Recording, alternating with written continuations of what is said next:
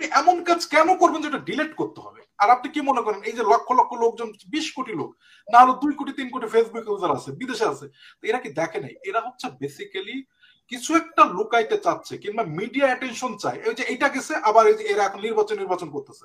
বলতে পারেন চাক্ষুষ সাকসেস কত পাইছে, কবে হয়েছে? আল্লাহ পাক যখন নিজেকে রাখছে তখন হয়েছে।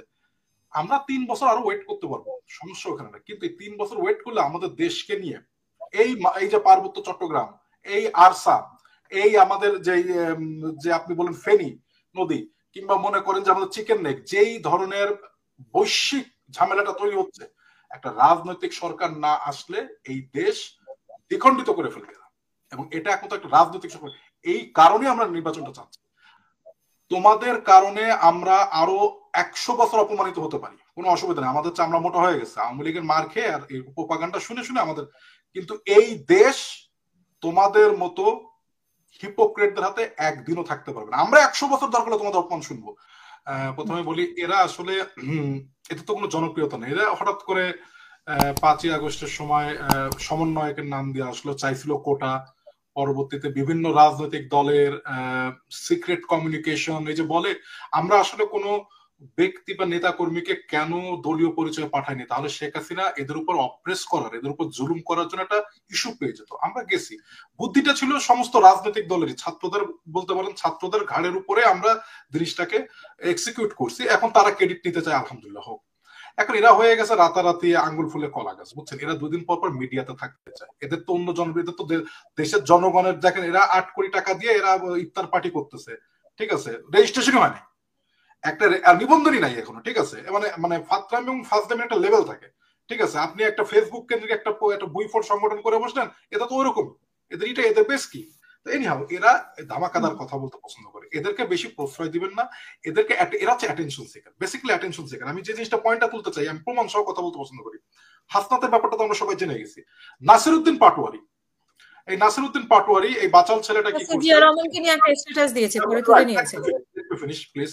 সে তার একটা স্টেটমেন্ট দিছে, সে জিয়াউর রহমানকে লুটকারী বলতেছে। মানে শুনেন, মানে কোথায় কি কাকে বলতেছে। দেখেন তারেক রহমান, দেখেন 5ই আগস্টের পরে সর্বপ্রথম আমরা তারেক রহমানকে নিয়ে কার্টুন দেখছি। এই হাফতাদ আব্দুল্লাহ চিটাগাঙ্গে যে তারেক রহমানকে নিয়ে উদ্ধত্তমূলক কথা বলছে, আমরা মেনে নিছি। তারেক রহমান বলছে শান্ত থাকো, আমি ব্যক্তি আক্রোশের শিকার কাউকে করতে চাই না, তার বলতে চাই সে বলুক, শালীনতা নিয়ে বলুক। একটা মানুষ জীবিত আছে, আজকে আখতারুজ্জামান ভাই জীবিত আছেন, আমি আখতারুজ্জামান ভাইয়ের সমালোচনা করতে পারি। আজকের আওয়ামী লীগ সৃষ্টি পর্যন্ত আপনারও দায় আছে, নির্বাচনে কেন গেছিলেন একটা জীবিত মানুষকে। বাট আমি কিন্তু আখতারুজ্জামান ভাইয়ের নামে যেটা সত্য না সে জিনিস বলতে পারবো না, যে আপনার গোয়েন্দা সংস্থার কাছে আখতারুজ্জামান ভাইয়ের কোনো ভিডিও আছে, এটা বলতে পারবো না, মরে গেল কেন, এটা আমি জানি না, এটা সত্য না। জিয়াউর রহমান লুটকারী, এই কথাটা তাকে বলার মতো সাহস, হয় সে রাম পাঠা অথবা সে বোকা। মানে আপনার বলার লেভেল থাকতে পারে। আপনি জিয়াউর রহমান, আমি নিজে দেখছি আখতারুজ্জামান সাহেব একটা টক শোতে জিয়াউর রহমানকে নিয়ে উদ্ধত্তপূর্ণ কথা বলতেছিল, মৎস্যজীবী লীগ না কিসের, আপনি উদ্ধত হয়ে গেছেন না, আপনি বলতে পারেন এভাবে। তাকে মুক্তিযোদ্ধা বলতে চাচ্ছিল না, আমার মনে আছে যতটুকু, একটা টক শোতে আওয়ামী লীগের ওই কর্মীটা, মনে হয় নেতা, জিয়াউর রহমানকে মুক্তিযোদ্ধা হিসেবে মানতে নারাজ ছিলেন। জাস্টিস মানিক, হ্যাঁ। তো দেখেন, এটা হচ্ছে আবেগের জায়গা। শুনেন, আমরা যারা জাতীয়তাবাদী দলকে ভালোবাসি, আমাদের আবেগ এবং ভালোবাসার শেষ আশ্রয়স্থল জিয়া পরিবার। আর আপনি জিয়াউর রহমান, যে ইতিহাসের মতো 3 বছর ক্ষমতায় ছিলেন, এত জনপ্রিয় একটা দেশে, তাকে আপনি লুটকারী বলতেছেন 3 দিনের আগে, এখনো নাক টিপলে দুঃখ পড়ে। এটা কেন? এই প্যাটার্নটা কেন? আবার দেখেন, এটা করার পরে সে আবার ডিলিট করে নিচ্ছে। এখন সোশ্যাল মিডিয়ার জায়গায় দেখেন, আপনি যখন একটা পোস্ট করবেন একটা ভেরিফাইড পেজ থেকে, সেলিব্রিটি মানুষ লাখ লাখ লোক দেখে ফেলছে, ডিলিট করার এমন কাজ কেন করতে চান? ডিলিট করতে হয়। মুস্তাফিজ ভাই, আমি আপনার অনেক পোস্ট দেখছি, আপনি যেখানে যদি কোনো ভুল তথ্য থাকে, আপনি কিন্তু অ্যাপোলোজাইজ করে আরেকটা পোস্ট দিচ্ছেন, অ্যাপোলোজাইজ করে কিন্তু আপনি পোস্ট দিচ্ছেন, ঠিক আছে? আপনি ডিলিট, আপনি এমন কাজ কেন করবেন যেটা ডিলিট করতে হবে? আর আপনি কি মনে করেন এই যে লক্ষ লক্ষ লোকজন, 20 কোটি লোক, না হলো 2 কোটি 3 কোটি ফেসবুক ইউজার আছে, বিদেশে আছে, এরা কি দেখে নাই? এরা হচ্ছে বেসিক্যালি কিছু একটা লুকাইতে চাচ্ছে কিংবা মিডিয়া অ্যাটেনশন চায়। এই যে এটা গেছে, আবার এই যে এরা এখন নির্বাচন করতেছে। আপনি যদি কাউকে বড় করতে চান, নাম্বার 1 রুল হচ্ছে গোল্ডেন রুল, তাকে নিয়ে সমালোচনা করেন। আর এরাই সমালোচনা, মিডিয়া, এই মানে ফেক একটা ইলুসিভ এনভায়রনমেন্টের মধ্যে থেকে এত অভ্যস্ত হয়ে গেছে যে কিছু না হইলো নিজেরা একটা ইস্যু বানাবি, হুদাই কিছুই না, দেখা যাচ্ছে কিছুই না, একটা কথা মিডিয়া দিচ্ছে, আর মিডিয়াও তাদেরকে অ্যাটেনশন দিচ্ছে। শুনেন, এরকম মিডিয়া বহুতকে অ্যাটেনশন দিচ্ছে। ইমরানের সরকার চলে গেছে, ওরে বাবা, ঠিক আছে? আপনার, আমি চিটাগাং রোডে দেখছি, ঠিক আছে, তার গাড়ির বহর যাচ্ছে, পুলিশ যাচ্ছে 3 গাড়ি, ঠিক আছে, একটা এমপির মনে এটা এমপি অত পুলিশের গাড়ি ভর পাইতো না, ঠিক আছে। এগুলা দেখছি, ইলেকশনটা যাইতে দেন, ঠিক আছে, তারপরে দেখবেন ব্যাক টু দ্য প্যাভিলিয়ন। এটা একটা হাইপের মধ্যে আছে, it's like high drugs, you are not realizing কি হইতেছে, you just thinking everything is ours. হ্যাঁ, তোমাদের উপদেশটা আছে, বাট বাট এখানে আরেকটা মোটিভও আছে এদের, ঠিক আছে। নড়াইলে আমি একটা, আমার কাছে পাঠাইলো যে ডিসি ওখানে খাদ্য অধিদপ্তর কি দিচ্ছে, সব তো ভাই ফেক হতে পারে না।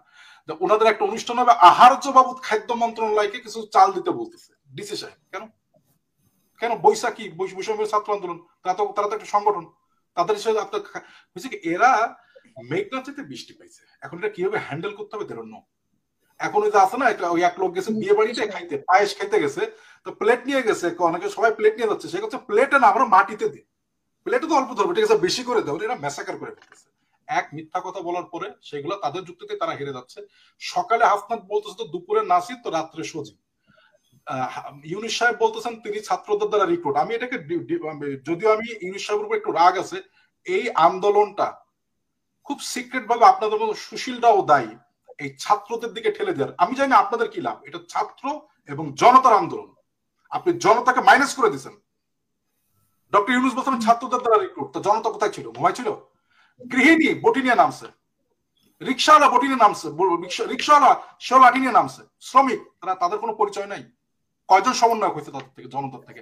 আপনারা ছাত্র ছাত্র ছাত্র ছাত্র ছাত্র, আমরা জানি না। না, তাও তো সমন্বয়, ওরা দল করার পর তো সমন্বয়কেও তারা বিলুপ্ত করে দিয়েছে। সমস্যা আছে, বলতে দেন। যেখানে হাওয়া দেখে সেদিকে দৌড় মারে, এটা তো সুশীলদের সবসময়। জনতা যে ছিল, ছাত্র এবং জনতা, তারা যদি ছাত্রদের প্রতিনিধি হয়ে থাকে, মুস্তাফিজ ভাই, আখতারুজ্জামান সাহেব, আমরা জনতার প্রতিনিধি। বাট আপনারা এটাকে খুব সুকৌশলে মাইনাস করে দিয়ে চলে গেছেন, ঠিক আছে। তো তারা যা বলবে তাই হবে তা তো না। আর অবশেষে একটা জিনিস বলতে চাই, দেখেন, বাংলাদেশ জাতীয়তাবাদী দল একটা বড় সংগঠন, 17 বছর ধরে তার নির্বাচন এবং গণতন্ত্রের জন্য কথা বলতেছে। সিম্পল, এখানে তো লুকাচুপির কিছু নাই, তাই না? আমরা যদি 17 বছর ওয়েট করতেছি, আমরা আরো 3 বছর ওয়েট করতে পারবো। ওয়েট আমাদের থেকে ওরা বেশি করে ওয়েট করতে হবে না, আমরা তো পরীক্ষিত ওয়েট করাই, ঠিক আছে। আমরা 17 বছর বাইরে ওয়েট করছি না, আন্দোলন মাঠকে ছেড়ে চলে গেছি। বলতে পারেন চাক্ষুষ সাকসেস কত পাইছে, কবে হয়েছে, আল্লাহ পাক যখন নিজেকে রাখছে তখন হয়েছে। আমরা 3 বছর আরো ওয়েট করতে পারবো, সমস্যা ওখানে না। কিন্তু এই 3 বছর ওয়েট করলে আমাদের দেশকে নিয়ে, এই যে পার্বত্য চট্টগ্রাম, এই আরসা, এই আমাদের যে আপনি বলেন ফেনী নদী, কিংবা মনে করেন যে আমাদের চিকেন নেক, যেই ধরনের বৈশ্বিক ঝামেলাটা তৈরি হচ্ছে, একটা রাজনৈতিক সরকার না আসলে এই দেশ দ্বিখণ্ডিত করে ফেলবে। এবং এটা একমাত্র একটা রাজনৈতিক সরকার, এই কারণে আমরা নির্বাচনটা চাচ্ছি। আর আখতারুজ্জামান সাহেব, আপনাকে একটা উত্তর দিয়ে, আমাকে 1 মিনিট সময় দেবেন আপা। অনেক সময় আরবিতে আপনি তো ছিলেন, তো আপনাকে আমার তো শিক্ষা দিয়ে না, আপনি তো আমাদের মুস্তাফিজ ভাইয়ের সিনিয়র। দেখেন, অনেক নাম থাকে মেটাফরিক্যাল। ডেভিল হান্ট, এখানে ডেভিলটাকে আপনারা করছেন না, অপারেশন ক্লিন হার্ট, আপনারা ক্লিন হার্ট বাইসে বাইসে করছেন, ডিফাইন করছিলেন, এটা মেটাফরিক্যাল। আমেরিকা করছে না অপারেশন ডিজার্ট স্টর্ম, করছে না, তারা কি আপনার মরুভূমির স্টর্ম খুঁজতে গেছে। ডেভিল মানে হচ্ছে ক্রিমিনাল মাইন্ডসেট ডেভিল। সেটা বিএনপির হইতে পারে, জামাতেরও হইতে পারে, বৈশারও হইতে পারে, আওয়ামী লীগের হইতে পারে, ওভারঅল সব ডেভিল। এখানে তো নতুন করে ডেভিল ডিফাইন করে কে ডেভিল কি কি, ঠিক আছে। যাদের ডেভিলিশ অ্যাক্টিভিটিস করার অভ্যাস আছে, এখন মনে করেন একটা কথা, অন্য একটা বিশেষ রাজনৈতিক দলের লোক ডেভিল করতেছে, আপনি আওয়ামী লীগকে শুধু ধরবেন, সেনাবাহিনীকে আপনি দিতে পারেন, এটা মেটাফরিক্যাল নাম। শুধু শুধু সব বোঝার পরও ইউনুস সাহেবকে দোষ দেওয়ার প্রয়োজন নাই।